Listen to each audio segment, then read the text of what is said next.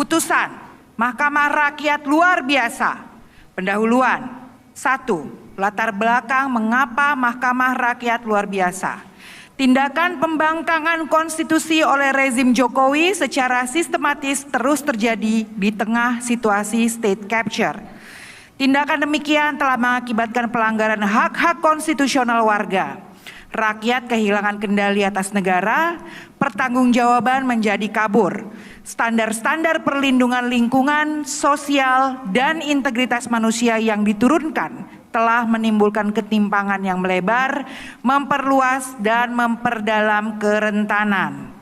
Mahkamah Rakyat luar biasa ini digelar karena secara empiris rezim Jokowi telah membiarkan dan bahkan dengan secara sengaja menyebabkan terbajaknya lembaga-lembaga negara oleh kepentingan sempit akan kekuasaan serta profit jangka pendek dan akumulasi kekayaan para oligark atau state capture. Terbajaknya lembaga-lembaga negara tersebut pada akhirnya menghasilkan berbagai kebijakan yang secara langsung atau tidak langsung telah melanggar hak-hak konstitusional rakyat sebagaimana dijamin dalam Konstitusi Republik Indonesia. Tidak hanya itu, pengambilan kebijakan dilakukan secara ugal-ugalan di ruang-ruang tertutup tanpa partisipasi warga negara. Protes tidak didengar, bahkan direspon dengan represi dan kriminalisasi. Ruang bagi rakyat untuk mendapatkan keadilan juga semakin sempit. Tidak hanya lembaga eksekutif dan legislatif yang terbajak, namun juga lembaga yudikatif yang ikut terkooptasi oleh kepentingan politik rezim Jokowi. Para penegak hukum gagal menegakkan nilai keadilan yang hidup di tengah masyarakat. Bahkan di beberapa kasus justru menjadi alat gebuk bagi masyarakat. Rakyat benar-benar dibuat semakin tidak berdaulat dan rezim Jokowi telah jelas-jelas menggunakan hukum sebagai alat kekuasaan, mengorbankan prinsip-prinsip demokrasi dan konstitusi. 2. Kewenangan Mahkamah Rakyat luar biasa.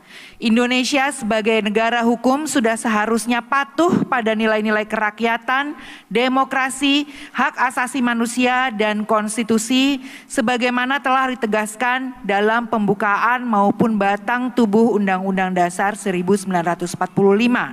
Akan tetapi selama 10 tahun pemerintahan Jokowi telah keluar dari nilai-nilai tersebut dan berupaya menjerumuskan negara hukum kepada negara otoritarianisme. Dengan demikian, gugatan ini didasarkan pada hukum, hak asasi manusia, demokrasi, dan konstitusi. Bahwa rakyat sendiri selaku sang pengampu kedaulatan negara bertindak sebagai sang pengadil untuk menghukum pemerintahan Jokowi yang berkhianat pada negara hukum dengan cara melakukan pembangkangan konstitusi melalui serangkaian kebijakan yang dikeluarkannya serta tindakan aktif dan pengabaikan terhadap kewajiban hukumnya. 3. Pihak yang terlibat. A. Nama organisasi yang terlibat termasuk pengambil keterangan di wilayah-wilayah. Majelis Hakim Rakyat memberikan penghormatan setinggi-tingginya atas kerja keras dari berbagai pihak yang terlibat sehingga Mahkamah Rakyat luar biasa ini dapat terselenggara. Terima kasih kepada Yayasan Lembaga Bantuan Hukum Indonesia, Tren Asia, Indonesian Corruption Watch, Kontras, Lembaga Bantuan Hukum Jakarta, Enter Nusantara, Yayasan Cerah, Imparsial, Greenpeace, Jatam, Arus Pelangi, Sanggar Suara, ASEAN Sogi Kaukus, LBH Masyarakat, Transmen Indonesia, Purple Code, KASBI, LBH Bandung, LBH Semarang, LBH Yogyakarta, Social Movement Institute, LBH Surabaya, LBH Makassar, LBH Lampung, LBH Padang, LBH Palembang, Aliansi Jurnalistik Independen Indonesia, TAUD, LBH APIK.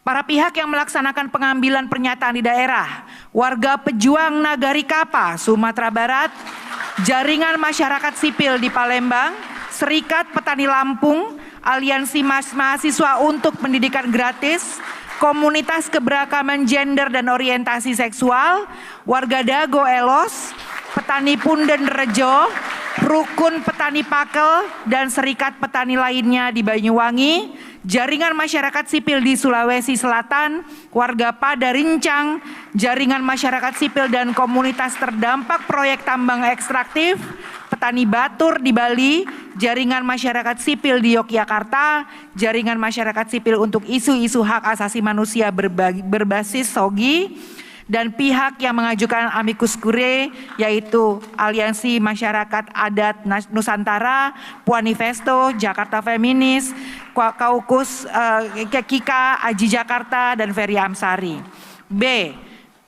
Nama perangkat sidang para penggugat antara lain Bambang Sutikno, Kanzafina, warga Dago Elos, Benediktus Silumlala, dan lain-lainnya.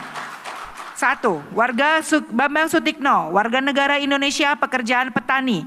Penggugat adalah satu dari sekian banyak korban perampasan ruang hidup, kekerasan, kriminalisasi yang terjadi di Indonesia selama pemerintahan Jokowi. Penggugat juga mewakili ribuan warga yang hingga sekarang masih mengalami nasib serupa. 2. Kanzafina, warga negara Indonesia. Penggugat adalah satu dari sekian banyak korban kekerasan, persekusi, dan diskriminasi kelompok rentan dan minoritas lainnya yang selama ini masih dikerdilkan oleh pemerintahan Jokowi. Penggugat juga mewakili korban kekerasan, persekusi, dan diskriminasi yang hingga saat ini mengalami nasib yang serupa di Indonesia. 3. Warga Dago Elos, warga negara Indonesia. Penggugat adalah salah satu warga Dago Elos yang terancam penggusuran di wilayah perkotaan. Selain itu, penggugat juga mengalami kekerasan yang dilakukan oleh kepolisian dengan menyerang kampung Dago Elos pada 14 Agustus 2023. Penggugat juga mewakili seluruh warga korban penggusuran maupun rencana penggusuran di wilayah perkotaan, antara lain di Bara-Baraya Makassar, Pancoran Jakarta, dan seluruh warga korban yang tidak dapat kami sebutkan satu persatu. 4. Benediktus Silumlala, warga negara Indonesia. Penggugat adalah salah satu dari banyak pegawai Komisi Pemberantasan Korupsi yang dipecat oleh pemerintahan Jokowi melalui prosedur tes wawasan kebangsaan yang inkonstitusional dan maladministratif pada puncak gelombang pelemahan pemberantasan korupsi di tahun 2019. 5. Serikat Petani Lampung, warga negara Indonesia, mewakili serikat-serikat tani dari Lampung yang selama puluhan tahun menguasai tanah secara sah sebagai sumber penghidupan dan tempat tumbuh kembangnya keluarga, namun semuanya dirampas oleh mafia tanah. Penggugat juga mewakili seluruh petani, nelayan, masyarakat miskin korban perampasan lahan di kawasan perkebunan, kehutanan, infrastruktur, dan lain-lainnya yang dilakukan oleh mafia tanah. 6. Harik Anhar, warga negara Indonesia. Penggugat adalah salah satu mahasiswa dari sekian banyak korban yang menyuarakan sistem pendidikan yang menindas dan diskriminatif selama pemerintahan Jokowi.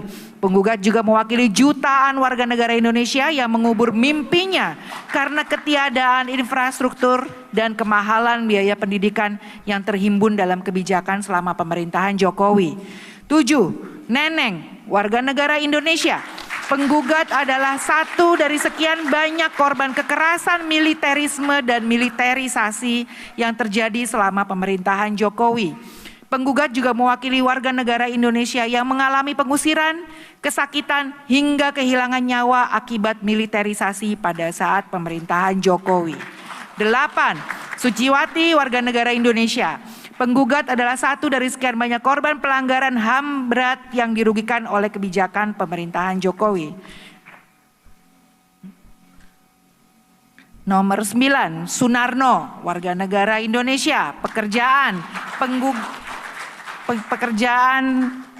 buruh. Penggugat adalah satu dari sekian banyak korban dari sistem perburuhan yang menindas dan memiskinkan. Penggugat juga mewakili jutaan buruh yang dari waktu ke waktu mengalami penghisapan, perbudakan, dan diskriminasi selama periode pemerintahan Jokowi. 10. Bivitri Susanti, warga negara Indonesia. Penggugat adalah salah satu dari sekian akademisi di bidang hukum. Penggugat juga mewakili akademisi yang khususnya terkait dengan isu pembajakan legislasi oleh pemerintahan Jokowi yang telah merusak sistem negara hukum dan demokrasi.